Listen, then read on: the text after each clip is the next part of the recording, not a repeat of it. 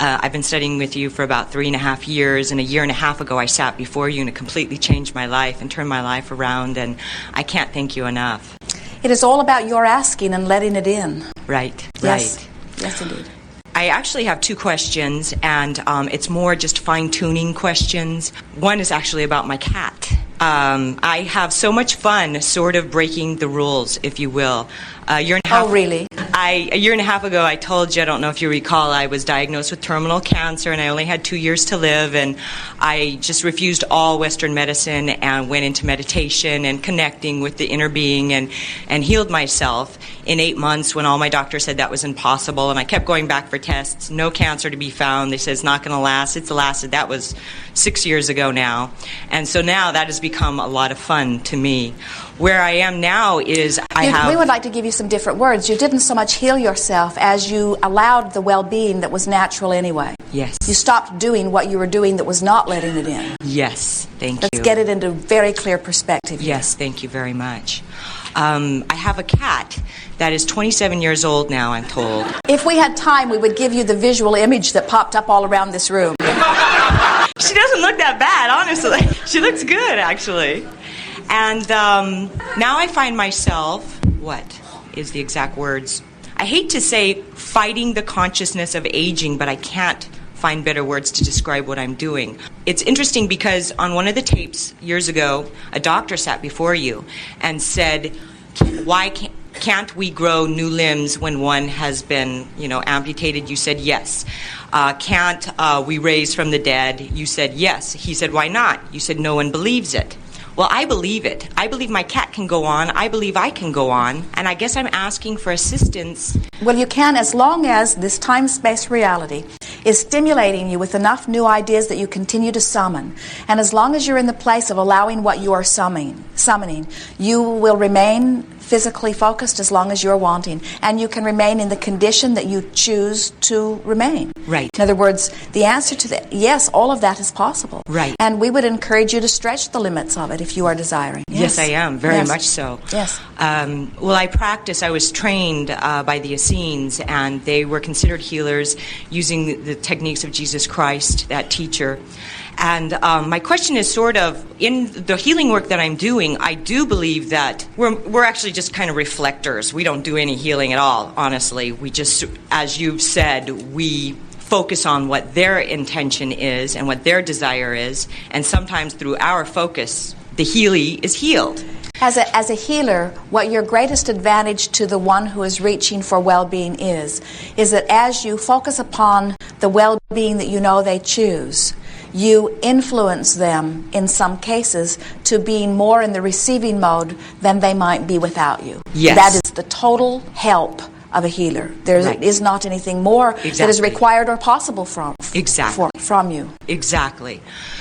But I'm curious because since I do believe that a physical being can go well into their 100s, that they can regrow a limb if they're choosing, why, even though I believe that, it's not showing up in my physical experience? Well, it may be that more of your physical experience is wanting to aggravate you into a stronger wanting. Okay. In other words, your wanting may not be as clear or as pointed as you think, or you may have more resistance on the subject. It wouldn't surprise us if a little bit of both is present. Right. It's not easy to be part of your time-space reality and expect to be eternally in this body or even a long time in this body. Right, right. I understand. You live in a world that is very age conscious, and Yeah. it's not only that the world is age conscious, is that it is almost demanding of you to act your age. Yeah. And so when someone says to you, how old are you? Immediately they want to then begin to conjure all kinds of other things around you. The comedians are very adept at helping to paint images of all of that. And Right. so many of you are influenced to that. And so it is the process of little by little releasing those images. If we were standing in your physical shoes and we were serious as you are about wanting to remain ageless in a body that is pleasing you and in a life experience that continues to please you, we would pick an age, any age that you have ever lived or that you might still be approaching. You get to choose the optimum age, and we would fixate on it, and we would claim it for our own. Great. And in the same way that you might have an outdated address on your driver's license. Just accept that there is an incorrect birth date on your driver's license, and don't let it be any big thing. Let age be a non-issue. Well, I always tell people that. Oh, that my driver's license is wrong. I'm not that old. Well, what we're getting at here is that while there is fun around it, we do not feel that any of you are really believing that you are ageless or timeless. Right. And we are wanting you to know that you can be, because the source energy is responding to you. Your resiliency, everything about decline is about pinching off of energy. None of it is about moving through time. And the reason that it is so common that people tend to decline as they move through time is they pick up more things to worry about and more things to push against as they move through time. Yes. But it does not need to be that way. Yes, I understand. And so my beliefs shifting in this way, am I influencing my cat, my own vortex? Is that influencing my cat? For her? Actually, the cat had the idea first. You picked it up second. That's great. I love that. Just because another spiritualist told me this cat is your greatest teacher. And for some reason that resonated. You know, so Well, think about it. The cat is not worried about death, so it is able to live. The cat is not caring what anyone thinks, and so it is always in a place of pure positive energy. The cat is listening to its own counsel. Have you noticed how little it listens to you? Yes. And I'm curious to hear your thoughts on, for example, we've talked a bit about the beasts, but the consciousness, meaning can a cat reincarnate into a human, or do they only stay in cat consciousness and continue to reincarnate as cats? Well, here we really want to talk about this in a way that you will hear it easily, because there is a stream of energy. It sometimes gets a little uncomfortable, because what we're going to say next is going to make physical humans worry that they might not have some cat energy in them already. But the thing that we want you to realize is it is all consciousness. And this consciousness sometimes focuses in humans, sometimes focuses in cat, and all of it adds to the consciousness and the experience of the whole.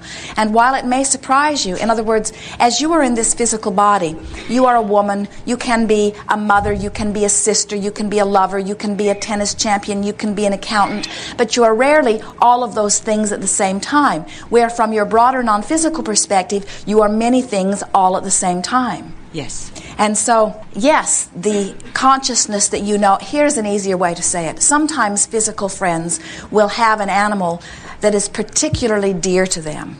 And when the animal makes its transition into non-physical, they will want that same sweet spirit to join them again. And we say it always can. And it's easier for you to anticipate it coming forth in the cat, which reminds you of the cat that you've already achieved your relationship with. So you have something to do with the way that it manifests.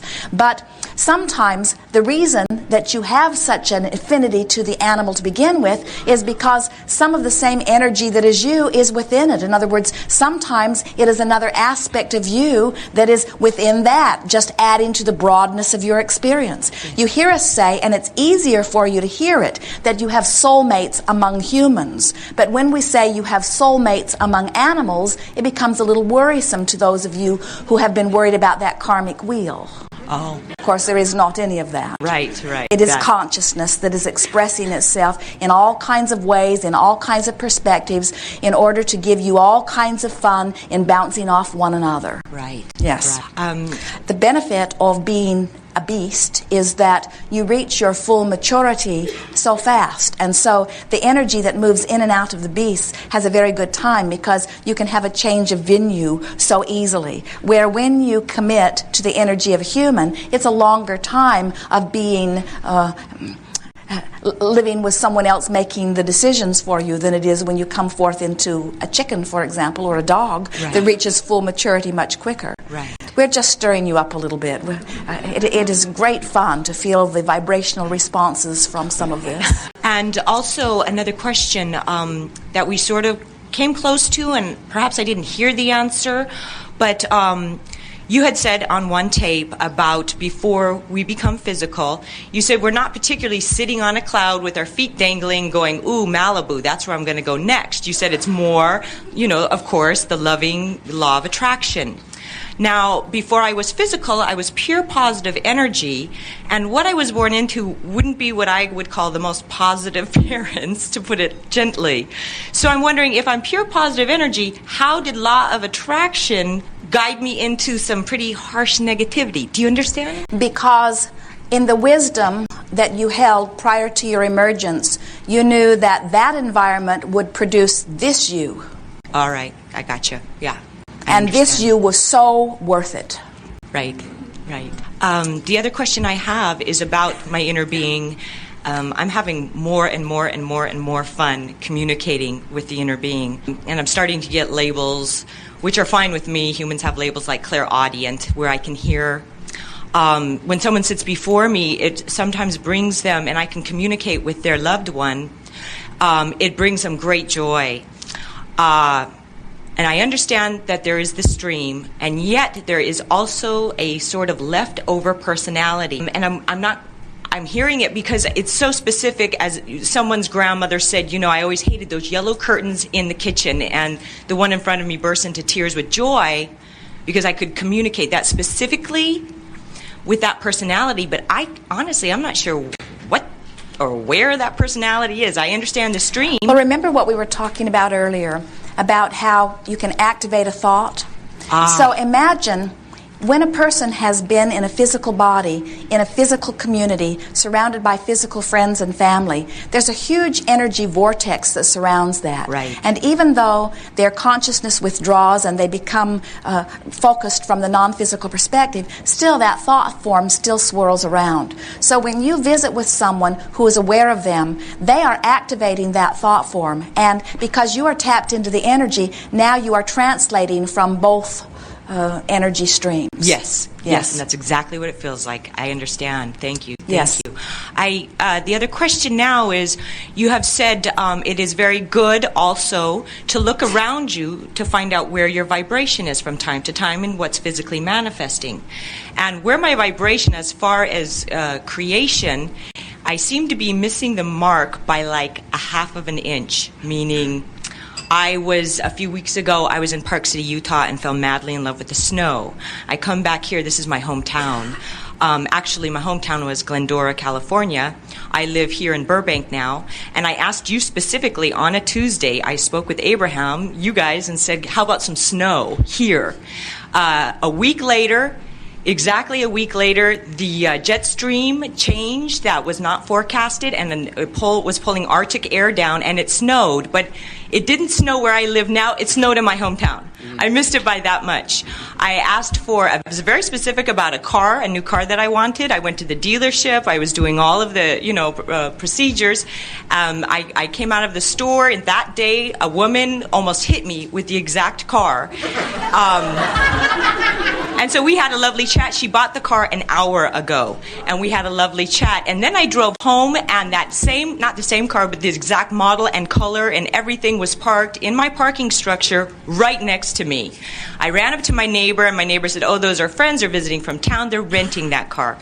Now, so it's so close. Do you see what I'm saying? And yet it's not fully in my experience. Did you learn to ride the bicycle perfectly the first day you got on it? No. And so just keep adjusting your vibration and letting manifestation show you where it is, and adjust your vibration and let manifestation show you where it is. But we think what's tripping you up is that you are hung up on manifestation. Yeah. If you could be doing the virtual reality for the fun of the feeling that you're conjuring and let the manifestation be less of an issue. In other words, that's one of the reasons you hear us say, in fact, you repeated it to us even better than we say it, that it is a nice thing when you offer your vibration and you are aware that you are offering your vibration. But it is also a nice thing, in other words, that's what deliberate creation is, to focus deliberately. But it's also a nice thing to be aware after the fact that what you've created was in response to your vibration. And in either way, you can offer your vibration pre-manifestation, or you can adjust your vibration